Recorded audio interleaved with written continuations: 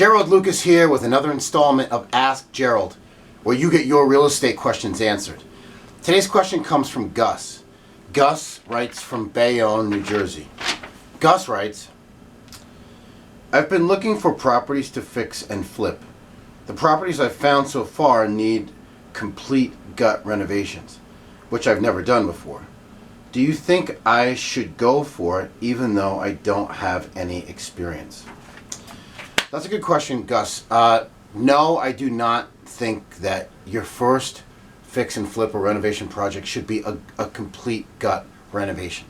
There's a lot of moving parts and there's a lot of risk associated with that. So your first fix and flip, I don't think should be a gut renovation.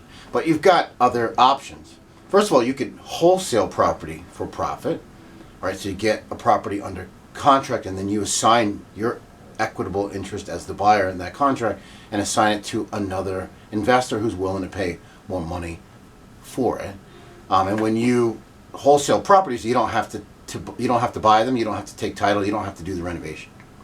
If you are going to do a fix and flip property, I would suggest you do one that doesn't require that much major renovation. You can also do more of a cosmetic renovation, which is called prehabbing, and it's essentially doing just cosmetic updates to increase the value of the property, but not taking on the time and expense of a full major renovation.